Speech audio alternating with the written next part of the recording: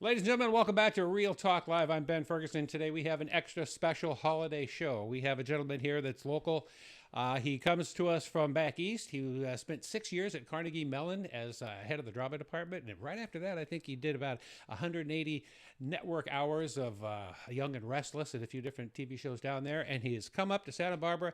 He is your new acting coach, the very best acting teacher in Santa Barbara and probably the whole South Coast. In fact, he's very big in Los Angeles. You've known him probably as the Fish approach. Ladies and gentlemen, please welcome Peter Frisch. Yay. I'm waiting for applause. Yeah, we'll have to put in our own applause Put here. that in, okay. That's right. Hi. Hi, and thank you for coming on this show. Thank you, Ben. This is fun. Yeah, every time I see you a lot on Facebook, and a lot of your ads come up for your shows, and you've invited me to your classes, and which I haven't had time, but I've actually been a couple of private lessons at your house before. Right, that's right. I had forgotten about that. It wasn't nothing to remember. I think a long time ago, I was just getting into acting, and I had a monologue, and I freaked out, and I had to do it in like 3 hours, and I went online, and I found you, and you said, okay, come over to my house, and I remember I showed you the script, and you said, first of all, the first thing you need to do is get rid of the script. I'm like, I got 3 hours, and I have to say word for word, because the script wasn't very good. But anyway, you allowed me to just do it in your living room, and it worked out. Yeah, well, it's in L.A. You have to do it off book, as we say. Whereas in New York, generally you carry the book during an audition. But in Los Angeles, they expect you to be off book for every audition, and to get that full You better feeling. know your stuff. You got to know your stuff, and you got to work on it. You are big in this industry. You have done a lot of TV network, and that's everybody's dream, is to get on TV. As on my Channel 17 shows that I've written, that I think I came to your house one time. We were doing a Pine Valley medical show. Right. Remember about Amber Shannon? And Yes, that's right. That's right. We did That's a show right. in your kitchen, I think, and that was fun. Yeah. I remember you were yelling at her, not so much at me, and I left thinking I did well. I was hoping so anyway. I don't know. Sometimes if I Maybe it was so bad that sometimes if I give notes to people, it's because I'm really interested in what they're doing. yeah. So, Well, good. you Well, never know. hopefully you like both of us. Yeah. But That was anyway, I remember way back, I think it was 2015, where I had a show called The Evening Show with Ben Ferguson, and a lady helped me named Mo McFadden. Yes, of course. And Mo was her job was to get me guests, because I really didn't know too many people. I just got into the theater, and I just started learning how to get into plays, and I took an acting class. And she said, I might be able to get Peter Frisch. And I'm like, you can get Peter Frisch? And she goes, I might. I'm not saying I can. And I'm like, who's Peter Frisch? And she blew up on me. What do you mean, who's Peter Frisch? And as soon as I Googled your name, of course, everything came up. The Young and the Restless, Carnegie Mellon. And you did. You came onto our show, and I think you were with Ivy Vahanian Yes, who is currently, by the way, in Costa Rica. in Costa Rica. Yes, she moved with her family down there for 9 months. Wow. Yeah. I saw a couple of productions at the Center Stage Theater with you, and That's right. Ivy was one of the three. There were three of us who sort of founded the theater company, producing unit, and it came out of our classes because one of the actors, you may know Bill Egan. Bill Egan was on our show. Right, and Bill, and he's been acting and directing for 20 some odd years, and Bill turned to me one day in class, and he said, the work that some of the people are doing here is just wonderful, and nobody knows it in town because it's in a class situation. Shouldn't we have a company? So we decided to found the company. Ivy, who had been a student of mine at Carnegie Mellon, and just happened to wind up in Santa Barbara. She was a Broadway actress right before she came to Santa Barbara. She had done 10 union shows in a row in New York. She did some New York crime shows or something. She was on a network TV show. No, she was doing live stage the whole time. No, but I remember when she came on my show, I looked up and she had done just a very short clip of some kind of... I don't know about that. Okay. I mean, you were a working actress, so you're doing a lot of things. Right. But she had done Broadway, et cetera. So we started the company and decided to sort of do the residencies at Center Stage. And we've done 8 productions. The show I went to see, she was dressed as a Viking. Oh, yes. Well, she looked like a Viking. And she smoked a cigarette in the show? Yeah. This was, they were on a break from the Metropolitan Opera chorus.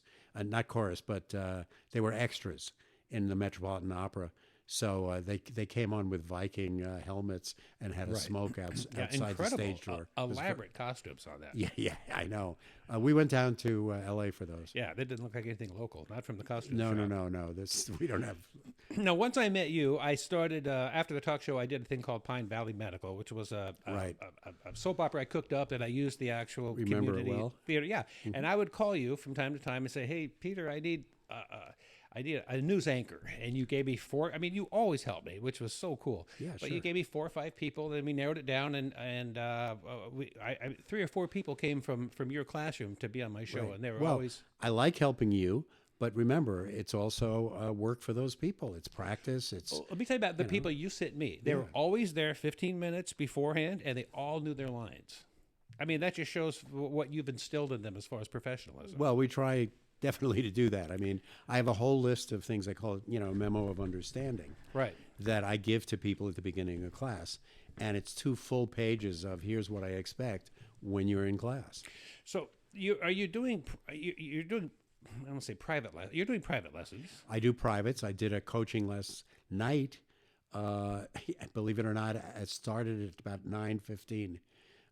The coaching for a big audition that somebody was doing. And I said, yeah, come on over and I'll help you with it. And So you help the actor polish their character polish before it, they actually go on. and then last night we also recorded it, which I sometimes do as well. So you do a lot of camera work as far as helping the actor on where the cameras are going to be. I remember something like that. Well, I do a lot of coaching on both auditioning and on using the camera. Right. There's a lot of actors right now just out of City College and the UCSB, a lot of them, and they want to get to work. And if they want, your class is perfect for them. So how would they go about getting into your class or getting a hold of you? Would they just go to online and look at the That's Frisch the best approach? way to do it because that's where they'll get the most information succinctly. And it's www, needless to say, the Frisch approach. The Frisch approach. One long word. And you're about .com. the most serious acting coach there is in town, from what I've seen. And I know a lot of people from the past 10 years of doing this. And you're the real deal, which is kind of neat. Well, for you to actually be here is. I mean, says a lot. I've taught in 4 or 5 of the major conservatory programs. Obviously, Carnegie, Juilliard, Harvard, Boston University's professional program. So I did some work at CalArts too, directing and teaching.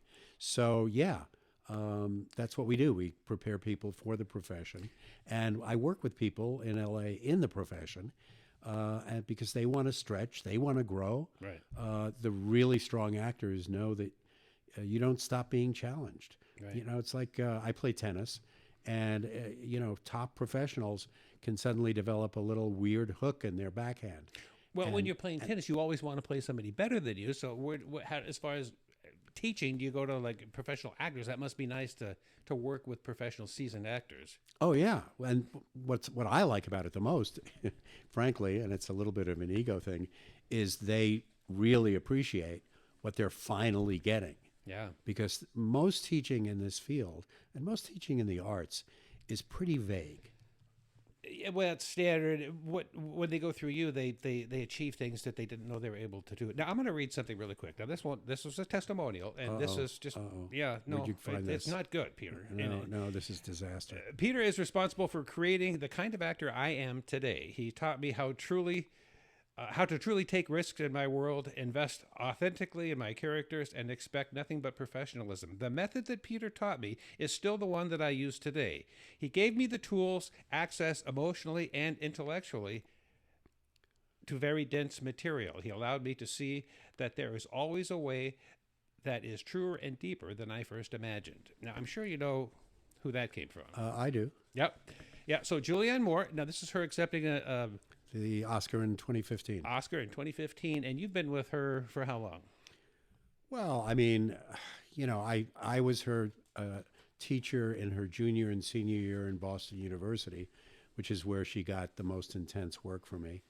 And then we've known each other off and on for She still calls you forever. from what I hear. Yeah, I still talk to her. I saw her in New York a couple of years ago, at her place, and we had lunch a year later, and talked to her recently because I have a book coming out I didn't know probably that. in February. What's it called? It's called The Transformational Actor. The Transformational Actor. And the subtitle is Innovative Approaches for the 21st Century Rehearsal and Performance. So when you have the book, obviously, you'll come back. Maybe we'll have a talk show by then.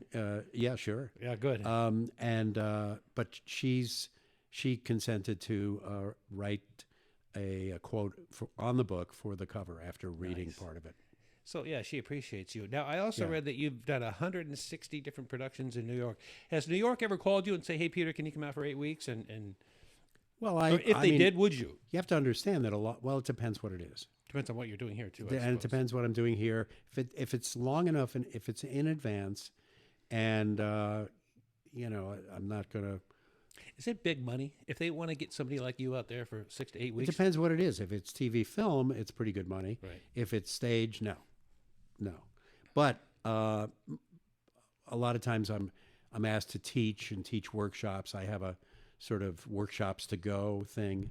So I've done a lot of workshops in San Diego, up in Tahoe, that sort of thing. So you're on tour sometimes. I'm kind of on tour with my workshops from time to time. I don't know if this is going to work, but do you recognize these people? You're going to force me to put my glasses on. That's all right. Hold on. I don't know. Let me say a name. J.T. Hellstrom. No. I tried to Are find they in my time. I don't. I tried to find a couple of episodes that you actually was the producer on, and I went to your. Oh yeah, that's Malcolm. Yeah, absolutely. So you remember working with these Shamar had just left the show about 2 weeks before I got there. Christoph, that's so sad. He died, Christoph. Oh, I didn't know that. Yeah, he did. We did a whole thing, but what a great guy he was. He was a terrific guy. That's fun working with television, I think. It was enormous fun. When I had so much fun doing it. And, in terms, I was producer on it. But the thing that most people don't understand is on these shows where you have to put 45 minutes in the can every day, you have multiple directors. And on a lot of episodics, you have multiple directors as well. So we had about 3.5 directors on contract, meaning that one was both a fill-in and did occasional shows. And they don't know what's going on. All they have is the script for that. As far as the storyline, you mean? Yes. They have the script for that day. They don't, they have the history in a fabulous way, but they don't know what's going on. So it gives the producers more power. I was going to say, they're doing that for a reason. What? Are they doing it that way for a reason? And no, they're doing it because it's so much work to prepare an episode. You can't prepare one every day. No, I mean the people who are actually, they don't know the whole storyline. Right.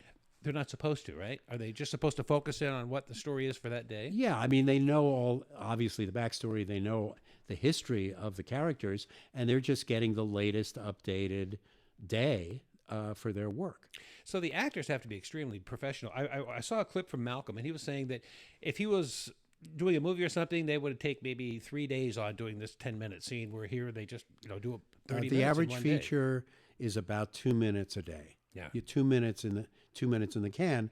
On the soap, we put 45 minutes in the can a day. So we're working, 20 times faster than a feature. Have you ever had an actor that just didn't quite know their lines? Or I'm always amazed, and I was always amazed. These people would get the script 6 o'clock the night before, and they would spend the evening learning 20, 30 pages. It's amazing. And what was so fascinating about it is that at the end of the day, I experimented once after about 2 months on the show, and I went up to a couple of the actors and I said, okay, I'm going to give you cues. What's your next line? They had no idea. They didn't even remember the scene. They learn the lines. They've trained their brains to learn the lines for that moment, and then they completely forget everything that, it's quickly in, quickly out. yeah, Because that's the routine of the show. Yeah. But I've always been impressed. And no, everybody knows their line. There were a few older character actors because, it's harder to keep the memory going when you're older. any cue cards? Yes. Yeah. Yeah, they had a couple, and some were very good at, I don't think so. And they would turn away and they would look at the card and come back, and you would have no idea. It would look like they were just angry or something. Yeah. But there was one who I will not mention, now deceased, unfortunately. Well, then mention him. Was it a bad thing? No, it was an older woman. She was the head of the I clan. can and picture all her. that. She always had a drink in her hand. She was, kind of an Earth Mother type. All right. Anyway, and she was very funny because she made no bones about looking at the cue cards. Was that right? It was like, you don't like it, fire me, And she would look at the card, and she would talk to the card and say this to the card, and then she would look at the character. Was it obvious? Yes. Yeah. It So was when I quite first started, Asa Olson was an acting teacher. Right. I remember that name. Yeah, she's a director and real big in Carpinteria. Does a lot of. Oh, Ace. She was an acting teacher? I looked at an ad and I said I was an acting teacher back in 2015, and I went down there and I took her class, and she put me in a play. I was Wild Bill Hickok in Calamity Jane, and it was so much fun. Except in the middle of the play, I walked out to the front of the stage. Nobody else was on stage, and I had a monologue to do. And right when I got I was scared to death. And I got to the middle of it, and I went blank. And I swear to you, if I would have been closer to the back, I would have just left and said, sorry, it didn't work out. But I couldn't. And I'm standing there, and I'm looking at the people, and I'm just like, I didn't know what to do. And all of a sudden, everything came back, and I continued, and I finished. Right. So anyway, I got through the show. This is, I think, my very first show. And I walked out afterwards, and one of the gentlemen said, hey, really great performance. One thing I might want to mention, kind of a large gap. kind of the large pause. And I'm like, sir, that wasn't a pause. I was looking at ways to run. I didn't know my lines, but it came back to me. But that was the only time that really freaked me out.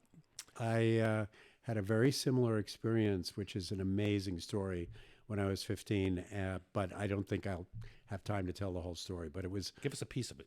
Well, the piece was that I was at a Strong Equity Theater, which is the Berkshire Theater Festival, and I was an apprentice. And I was 15, but, I could act 15's pretty already. young. Yeah. But I could act. And I had this monologue in the second act. It was like my big thing. And it was supposed to be funny.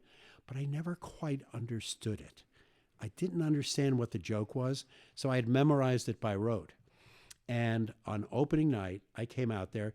There were two people, including Arthur Miller's sister, was Joan Copeland, a wonderful, wonderful performer in person, was the head of she was there. And another Broadway guy was the actor, and I was supposed to be his valet.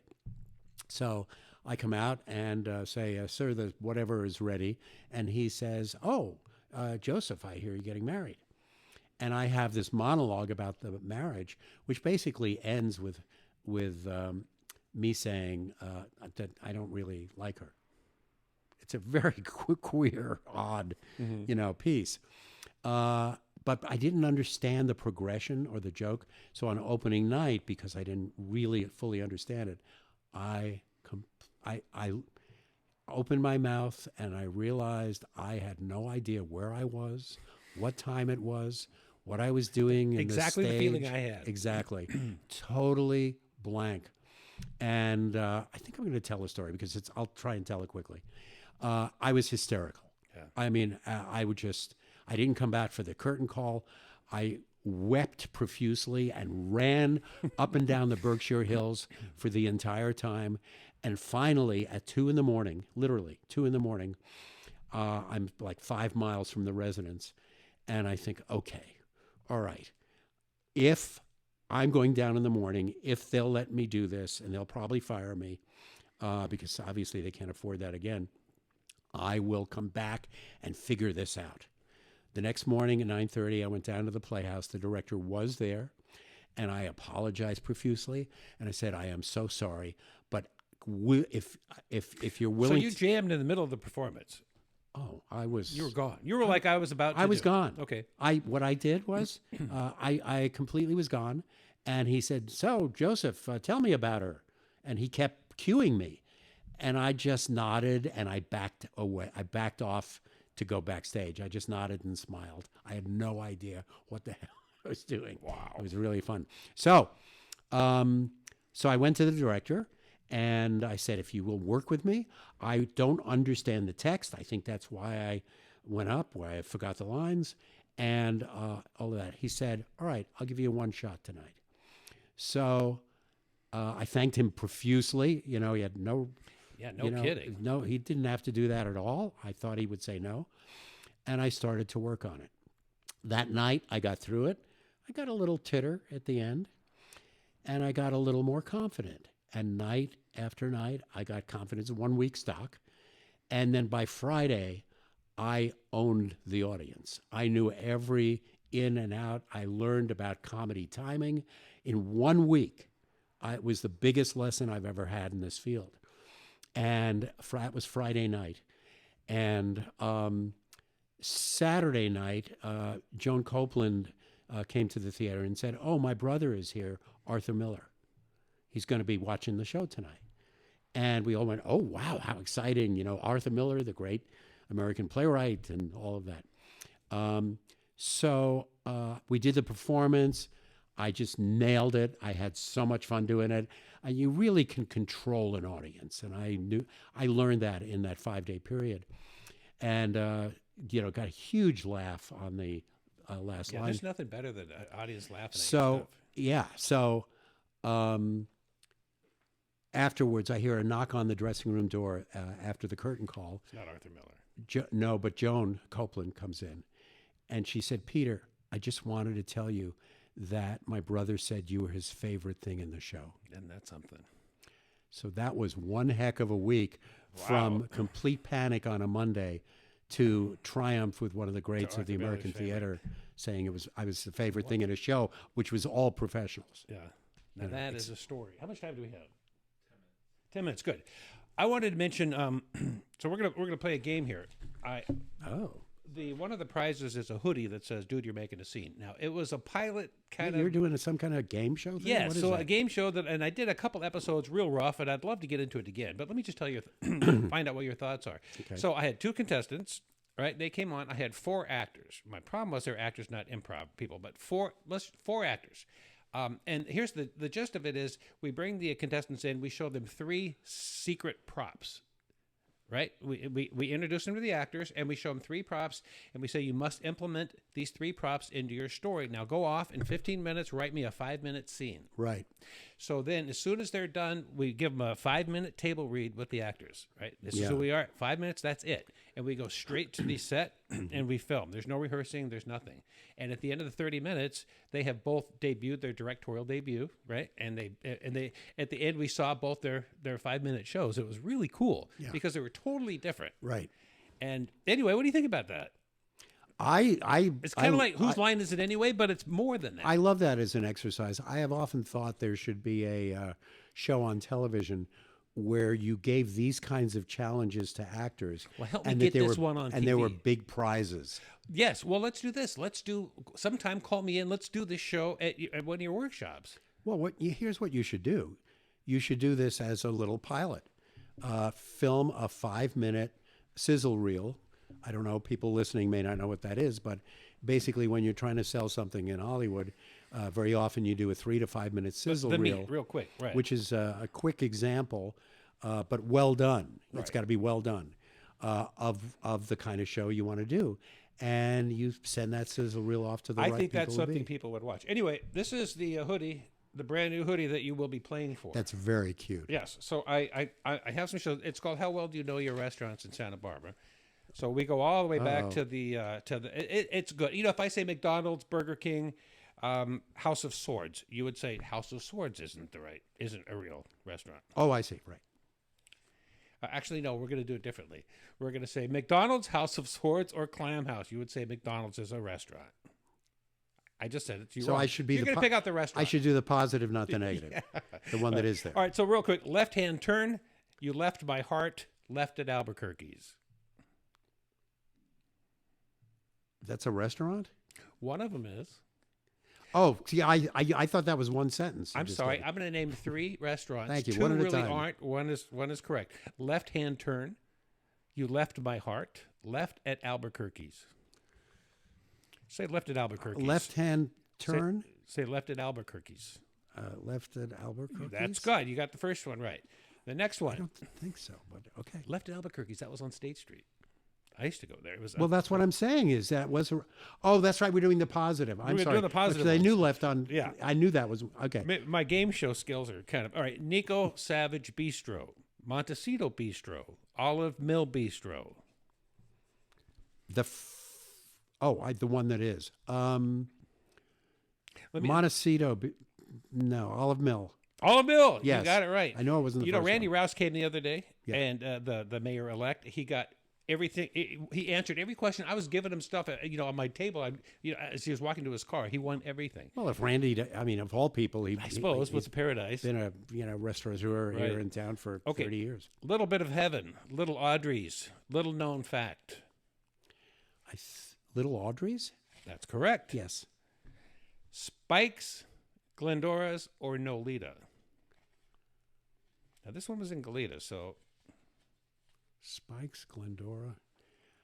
just say Spike's. I would only probably say Spike's. Yeah, good one.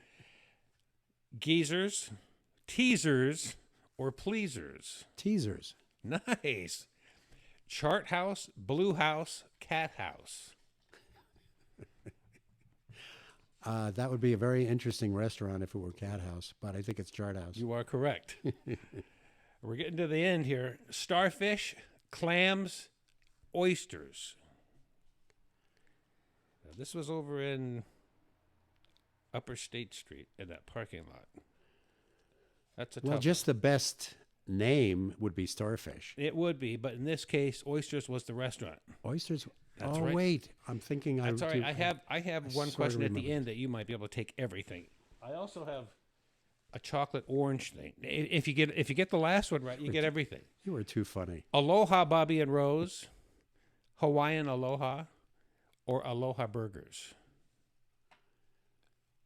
Aloha Burgers. Yes. Do you remember that place? I don't, You'd go but in there, and all of a sudden you're eating, and a strobe light would look like lightning, and you'd hear thunder, and it would Where start was it? raining. It was when you get off Carrillo and you turn left to go to State Street. It was on the right-hand side before you got to State Street. Okay. It was by the firehouse. All right.